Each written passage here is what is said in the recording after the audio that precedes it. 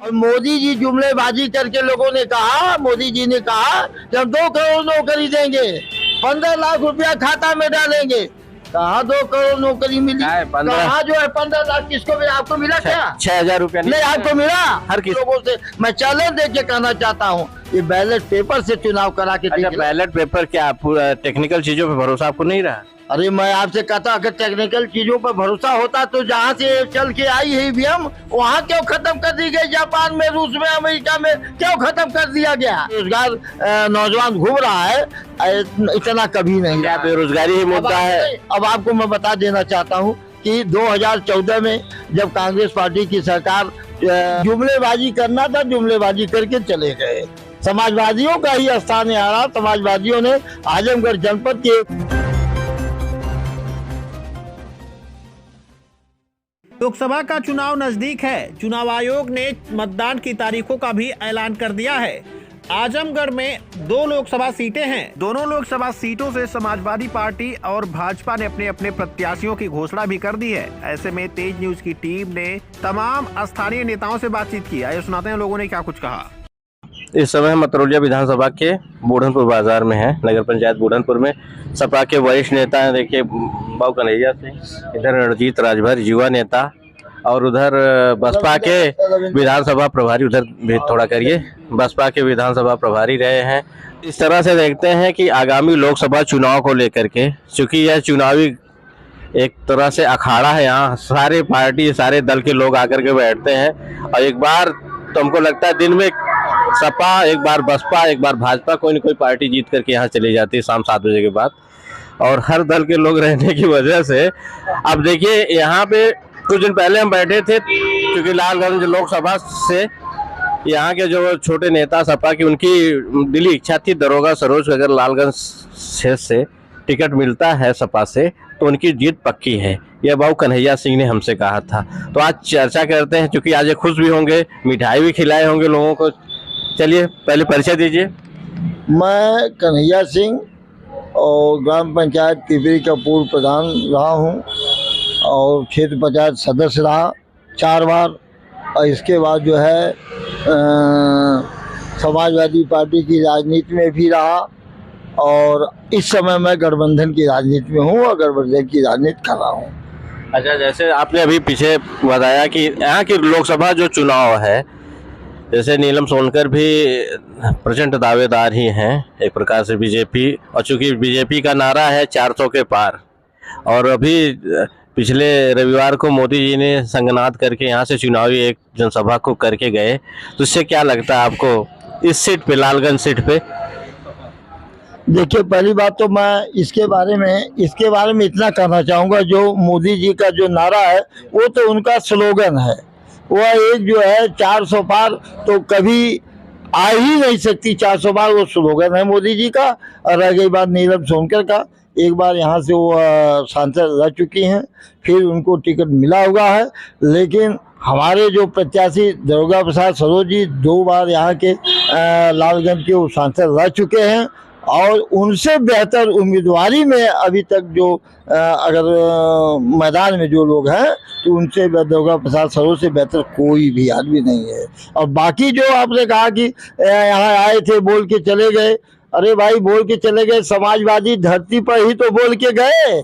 समाजवादी धरती तैयार थी, एयरपोर्ट बना हुआ था, उनको तो केवल आकर के एक जुमलेबाजी करना था, जुमलेबाजी करके चले गए। समाजवादियों का ही स्थान आ रहा। समाजवादियों ने आजमगढ़ जनपद की एक पहचान बनाई और विकास के रास्ते को अगर किसी ने ले जाने का काम किया। आज हमारे बीच में आदरणीय स्वर्गीय मुलायम सिंह जी नहीं है, लेकिन जो है उनको याद रखा जाएगा। जब तक आजमगढ़ धरती के लोग यहाँ रहेंगे तो मुलायम सिंह को हमेशा याद रखेंगे। और आजमगढ़ की पहचान मुलायम सिंह से है, मुलायम सिंह के परिवार के लोगों से है। वही दरोगा प्रसाद सरोज समाजवादी पार्टी के पक्के सिपाही हैं और इस बार चुनाव में उनको जो है दलित समाज के लोग हो, चाहे पिछड़े समाज के लोग हो, चाहे अल्पसंख्यक समाज के लोग हो। लगता है आपका चश्मा थोड़ा धुंधला हो चुका है, क्योंकि अयोध्या करीब है और अयोध्या से आजमगढ़ की दूरी काफ़ी, चूँकि आस्था का क्षेत्र है, जो राम मंदिर की आस्था का जो बयार चल रही है उसमें अभी आप रमे नहीं हैं। इस पे क्या आपका विचार है? अब हम आपको इतना कहना चाहेंगे, राम एक आस्था की चीज है।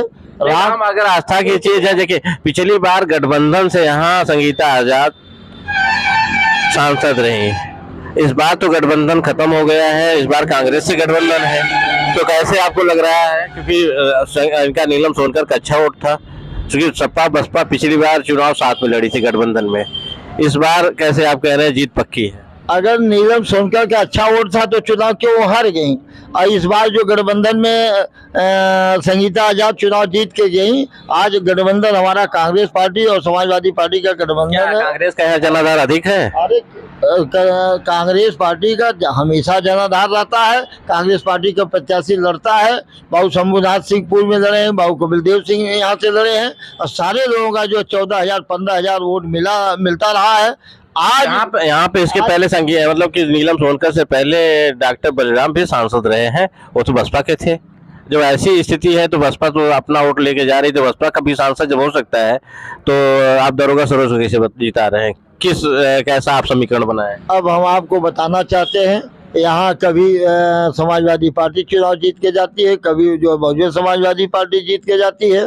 आजमगढ़ में रमा क्या है, बीजेपी नहीं जीती है? अरे भाई नीलम सोनकर हाँ यहाँ जीती है एक बार, नीलम सोनकर यहाँ एक बार जीती है। जब सपा का गढ़ टूट गया, जब गढ़ टूट गया है, गढ़भेद दिया गया है, तो कैसे कह रहे हैं आप बीजेपी ने? जैसे गठबंधन के प्रत्याशी को मात दे रही थी बीजेपी की प्रत्याशी पिछली बार, तो इस तरह से यार लोगों का जो समीकरण जो बना रहे हैं कि लालगंज सीट पे कोई लड़ाई नहीं है, बीजेपी अकेले जीत रही है। क्योंकि अब हम आपको बता देना चाहते हैं, चाहे यहाँ का नौजवान व्यक्ति हो, चाहे वो पढ़ाई लिखाई करने वाला व्यक्ति हो, चाहे हमारा किसान हो, अल्पसंख्यक समाज के लोग हो, हर समाज के लोग जो भारतीय जनता पार्टी से त्रस्त हैं, किसान वर्ग आज आप देख लीजिए जंतर मंतर पर लाखों के संख्या 22 में नहीं था, 22 में विधानसभा चुनाव में भी यही मुद्दे आप दोहरा रहे थे। नहीं, आप तो हमसे परिचित नहीं, हम भी नहीं, वही जो गीत गाई है वही गीत आप दोहरा रहे हैं। वो गीत जब गाई गई तो गाई गई। आज केंद्र में देश की सरकार बनेगी, सुन लीजिए, आज देश का ज्वलंत ये मुद्दा है बेरोजगारी। आज नौजवान जो है बेरोजगारी से त्रस्त होकर के सड़कों पर घूम रहा है। कब नहीं था? ये नहीं था, हमेशा है बेरोजगारी मुद्दा, लेकिन आज हमारे सामने, नौजवानों के सामने, देश के सामने 17 में नहीं था, 17 में बेरोजगारी नहीं थी, बेरोजगारी मैंने आपसे बताया ना, बेरोजगारी हमेशा रही है, हमेशा रहेगी और रहेगी। लेकिन जो आज सामने है व्यवस्था, आज जिस चरम सीमा पर बेरोजगार नौजवान घूम रहा है, इतना कभी नहीं। क्या बेरोजगारी ही मुद्दा है? अब आपको मैं बता देना चाहता हूँ कि 2014 में जब कांग्रेस पार्टी की सरकार गई यहाँ से देश से, तब जो देश का कर्जा जो 55,000 था, आज जब 10 साल में मोदी जी की सरकार आई तो देश का कर्जा 205 लाख करोड़ रुपया हो गया। अब आप इसी से अंदाजा लगा लीजिए। और इसी तरीके से बेरोजगारों की अब आपको बताना चाहते हैं, दो बार कोरोना लगा, 2 बार मुफ्त में राशन मिला, किसने दिया? सुन लीजिए, और अगर आप राशन की बात करते हैं तो राशन तो कांग्रेस पार्टी की देन है। मुफ्त में पास किया तो कांग्रेस पार्टी ने किया। और मोदी जी जुमलेबाजी करके लोगों ने कहा, मोदी जी ने कहा कि हम 2 करोड़ नौकरी देंगे, 15 लाख रुपया खाता में डालेंगे। कहाँ 2 करोड़ नौकरी मिली? कहाँ जो है 15 लाख किसको मिला? आपको मिला क्या? 6,000 रुपया नहीं आपको मिला? हर किसान 6,000 रुपया क्या 2,000 रुपया मिलता है 1 बीघा की जोताई, और जो है 1 बीघा की जोताई। अरे मोदी जी तो जना दे रहे हैं और किसी ने दिया कुछ? अरे क्यों नहीं दिया? समाजवादी पार्टी ने हर घर में 500 रुपया अप्रैल माह से किसानों के नलकूप के पार्टी ने सुनिए, कांग्रेस पार्टी ने 89 में तो पूरे देश का किसानों का कर्जा माफ कर दिया था, और मोदी जी तो लॉलीपॉप बांट रहे हैं देश को। अप्रैल माह से किसानों के नलकूप के बिजली बिल नहीं लगेंगे, माफ हो जाएंगे। अब हम आपको बता देना चाहते हैं, इसके पहले भी जो सिंचाई बिल जो है मुलायम सिंह के समय में सिंचाई बिल कोई पैसा नहीं लगता था, माफ था, ये मुलायम सिंह ने किया था। तो आज उसकी नकल कर रहे हैं। अभी इनकी शुरुआत है, तो और इसके आपका पहले एक चीज तमाम बताइए, लोगों पे एक मिनट। FIR हो गया, सुनिए। इलेक्शन काट दिया गया, उस पर ये भारतीय जनता पार्टी के लोग क्या करते एक हैं? मिनट हम आपको रोकना चाहते हैं, क्योंकि आप पूरा मन बना चुके, चूंकि जिसमें जो रहता है वही जीतता है, ये लोगों की धारणा है। आपका विचार व्यक्तिगत होगा, ये सबका विचार थोड़ी ना हो सकता है। इससे आप सहमत हैं? अब देखिए ऐसा है, ये आप जो बता रहे हैं कि हमारा विचार, आज के समय में उत्तर प्रदेश का इस देश का सबसे बड़ा हिस्सा है, जहाँ से 80 सीटें जीत करके जाती हैं। देश की दिशा और दशा उत्तर प्रदेश से तय होता है। मैं आपको बता देना चाहता हूँ कि इस बार जो आने वाले समय में हमारे गठबंधन की सरकार दिल्ली में कोई रोक नहीं पाएगा, बनेगा। लेकिन मोदी जी अगर ईवीएम से कलाबाजी नहीं करेंगे, ये अगर इनके पास दम हो, मैं इस तरीके से कहता हूँ, भारतीय जनता पार्टी के लोगों से मैं चैलेंज दे के कहना चाहता हूँ, ये बैलेट पेपर से चुनाव करा के अच्छा, दिखाएं। बैलेट पेपर क्या पूरा टेक्निकल चीजों पे भरोसा आपको नहीं रहा? अरे मैं आपसे कहता, अगर टेक्निकल चीजों पर भरोसा होता तो जहाँ से चल के आई है ईवीएम, वहाँ क्यों खत्म कर दी गई? जापान में, रूस में, अमेरिका में क्यों खत्म कर दिया गया? आपके हिसाब से बैलेट पेपर से चुनाव होना चाहिए? बिल्कुल होना चाहिए। आज आप देख रहे हैं देश के सबसे सर्वोच्च चलिए। न्यायालय का सुप्रीम कोर्ट के वकील आंदोलन कर रहे हैं ईवीएम को चलिए, ठीक है, लेकर। ठीक, फिर आपसे आगे मिलेंगे। चलिए भाई रणजीत जी। जी, मैं रणजीत राजभर ईश्वरपुर पौनी कोलसा से 2 बार क्षेत्र पंचायत सदस्य रहा हूं और समाजवादी पार्टी अतरौलिया के संगठन में विभिन्न पदों में काम किया हूं। अच्छा, जो आगामी लोकसभा चुनाव है, इस पे क्या आपकी राय है? चलिए, इस पे हमारी राय यही है, जो इंडिया गठबंधन के समाजवादी पार्टी के प्रत्याशी हैं आदरणीय दरोगा प्रसाद सरोज जी, लालगंज लोकसभा से भारी मतों से जीतेंगे। अच्छा, दरोगा सरोज की काफी लोकप्रियता है। बिल्कुल है, 2 बार यहाँ के पार्लियामेंट मेंबर रहे हैं और विधायक भी रहे हैं और जनता के बीच में लोकप्रिय हैं। कार्यकर्ताओं से लेकर के जनता के बीच में हमेशा उनका आना जाना लगा रहता है और कार्यकर्ता और सबसे बड़ी उपलब्धि उनकी वो यह है, हम इस नाते यह कहना चाहते हैं कि भारी मतों से जीतेंगे।